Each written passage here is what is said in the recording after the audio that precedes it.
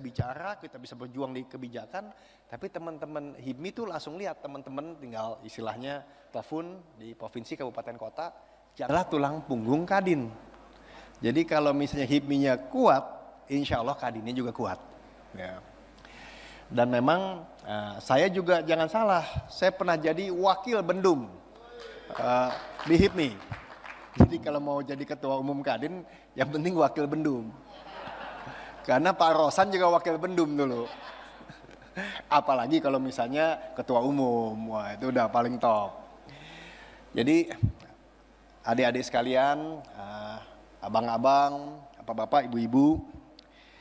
Nah sekarang ini kan kalau kita lihat ya, saya mungkin nggak terlalu banyak pakai teks, tapi silakan nanti kalau pas relevan di flip ininya, slide-nya ya. Pertama saya akan bicara bahwa Indonesia ini mempunyai potensi untuk menjadi penggerak ekonomi ASEAN. Tentu banyak yang bicara, ngapain sih mikir jauh-jauh ke ASEAN? Di Indonesia aja kita masih berjuang, ngapain jauh-jauh sampai ke ASEAN? Nah, kalau saya jawab, bahasanya ialah tanggung kalau kita berpikir kecil. Ya.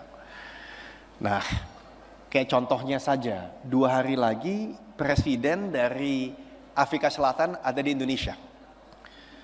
3 hari lagi presiden dari Brazil ada di Indonesia. Nah mereka datang jauh-jauh sebagai tonggak dari BRICS, Brazil, Rusia, India, South Africa ada di Indonesia karena pengen melihat peluang di Indonesia. Jadi kalau Indonesia tidak berpikir regional, tanggung. Nah saya berpikir seperti ini. Saya baru balik dari Papua, 4 dari 6 provinsi. Papua Barat, Papua Barat Daya, Papua Tengah, dan juga Papua Inti. Ya. Nah di sana sama, saya juga cerita sama Ketum Akbar dari Sumatera Utara. Intinya mereka mengeluhkan bahwa dari 3.600 triliun APBN yang biasanya sepertiganya untuk daerah, ini terpotong rata-rata 30%. 30% dari 1.300 ya kurang lebih 400 triliun. Jadi kalau kita ke daerah dan teman-teman di sini pasti ada dari HIPMI provinsi ngerasa kok kering. Karena memang istilahnya dana dari pusat itu tanggung, dihemat. Nah, beberapa provinsi ini butuh teman-teman HIPMI dan juga Kadin untuk tempel. Kenapa? Jangan sampai cepat-cepat dari provinsi ini pimpinan-pimpinannya langsung menaikkan PBB. Tapi bersama dengan itu kalau kita tahu cara berbicaranya, yang terjadi pemimpin-pemimpin provinsi ini atau gubernur lah ya, dalam hal ini bahkan juga bupati, mereka mendambakan pengusaha-pengusaha untuk investasi dan juga berdagang. Dan di Kadin pasti sama dengan HIPMI kita mengatakan yang paling penting itu pelakunya. Contoh saja ada program MBG mau bikin 30.000 dapur atau SPPG. Kenapa jalan? Terlepas ada juga masukan untuk lebih baik dari sisi makanan karena pemerintah memberikan kesempatan kepada swasta untuk membuat dapur. Tapi diberikan juga kepastian untuk pembayaran sampai hari ini. Nah, yang terjadi ini jalan. Sudah terjadi 12.000 dapur atau SPPG. Dan teman-teman mengatakan, yang penting dibayar saja. Harusnya kembali modal bisa setahun, bahkan lebih cepat. Dan lanjutnya untung paling tidak sampai 2029. Ya kan? Tapi sebaliknya, kita lagi bekerja keras untuk membangun misalnya kerjasama dengan kementeriannya perumahan. Dananya sudah ada 120 triliun, diberikan kepada vendornya, diberikan juga kepada pembelinya subsidi 5%, tapi belum langsung jalan. Nah kenapa? Intinya cuma satu, pelakunya harus diajak omong di depan. Tapi kita dukung program ini dan ujungnya akan sukses.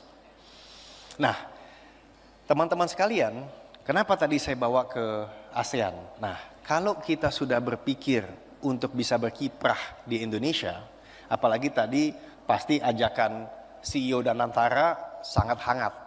Ya. beliau itu mempunyai dana yang luar biasa. Saya nggak tahu angka yang disebutkan beliau.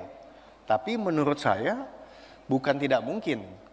Beliau itu di tangannya di luar Himbara ya. Menurut saya sih ada tuh sekitar 100 miliar dolar. Menurut saya ya. Tentu angkanya beliau yang lebih tahu. Dan kalau angka di Himbara itu juga besar. Baru saja dipindahkan dari Menteri Keuangan ada 200 triliun.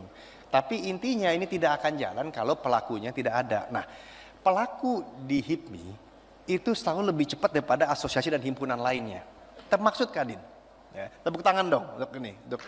Benar. Nah, kenapa? Karena lapar. Kelaparan itu. Ya.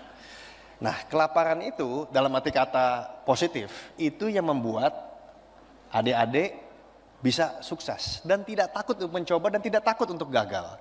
Karena menurut saya kalau gagal ya bangkit saja lagi. Ya. Toh ada kakak-kakaknya banyak, ada saya, ada Pak Rosan, ada Pak Bahlil, ada Pak Akbar. Tinggal tanya, ya kan, ada Pak Angga, Pak Antoni dan lain-lain. Ya. Jadi pesan saya jangan takut bermimpi, paling tidak regional. 4 hari lagi kita akan pergi ke Kuala Lumpur, ada ASEAN Summit. Di situ Indonesia adalah kakak kelasnya, ketua kelas. Nah, lucu kan kalau misalnya kita bicara misalnya produk halal. Mohon maaf, Malaysia yang membuka percakapan. Itu harus kita yang pegang. Kita satu-satunya anggota G20 dari ASEAN. Jadi itu satu pesan saya. Berikutnya, saya melihat bahwa kita jangan pernah lengah, apalagi teman-teman pengusaha-pengusaha muda di sini, lengah untuk meningkatkan produktivitas, ya. Terutama dengan cara menggunakan teknologi. Ya. Esensi dari teknologi itu kan adalah how to do more with less. Nah, itu kalau teman-teman yang di teknis, ya itulah esensinya. Teknologi gimana ngelakuin lebih dengan kurang. Nah, di situ adalah nilai tambah. Nah, jangan lengah bahwa revolusi yang selalu orang bilang mengenai artificial intelligence, ini jangan anggap enteng. Saya saja belajar untuk menjadi prompt engineer. Apa artinya prompt engineer? Ini nih sambil pakai aplikasinya. Artinya belajar menanya kepada AI. Itu adalah insinyur. Jadi insinyur zaman dulu tuh kita bilang wah insinyur bikin insinyur sipil, insinyur elektro, mekanik. Sekarang insinyur yang kerjanya nanya sama AI. Nah itu pun insinyur. Karena cara nanyanya juga bisa nanya tolong dong buatin pidato hari ini, itu bisa. Tapi bisa saya akan bertemu dengan kalangan seperti ini, tolong lihat latar belakangnya dan tolong bikin pidato yang komplementer sama pidatonya misalnya Pak Menteri Rosan, Pak Menteri Bahlil. Nah, itu juga bisa. Dan masih banyak lagi kegunaannya. Nah, jadi teman-teman di HIPMI harus menjadi pelopor penggunaan AI di tanah air. Bagaimana menggunakan AI untuk program-program pemerintah.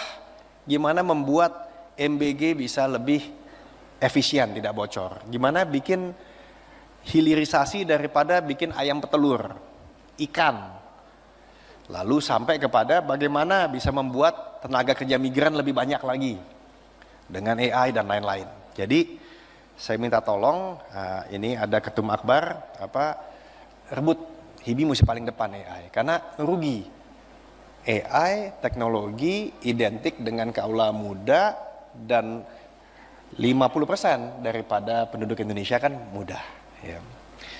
Nah, ini ada beberapa data, karena produktivitas kita masih rendah. Ya. Yang lucu, kalau ada angkanya saya nggak pegang di sini, jumlah menggunakan screen time untuk handphone, Indonesia tuh paling gede di ASEAN. Ya. Jauh di atas Cina dan Amerika. Dan kita lihat mereka lebih tangguh lah dari sisi produktivitas. Indonesia ini produktivitas pekerja per jam masih lebih rendah. Per jam Indonesia kerja itu menghasilkan $12. Kalau Thailand $14, Malaysia $25, Singapura $74. Ini salah satu angka bukan untuk dipegang menjadi satu-satunya rujukan, tapi artinya kerjanya sama-sama, tapi mereka dapat duit lebih banyak. Nah, ini juga mesti kita tingkatkan kalau mau meningkatkan PDB kita. Nah, saya juga melihat, mungkin teman-teman pernah baca, ada analisa dari McKinsey. Dia cuma bilang begini, cuma 2 slide saja disajikan. Mengatakan bahwa kalau Indonesia tumbuh 5% saja setiap tahun tapi konsisten, dalam 20 tahun kita keluar dari tanda kutip middle income trap, dari 5.000 ke 15.000. Ya, 20 tahun. Kalau 8% 10 tahun. Tapi sebenarnya dua-duanya ya oke lah.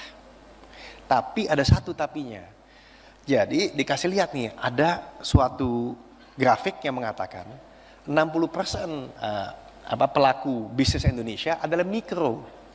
Bukan UMKM, mikro. Ini harus jadi 30%.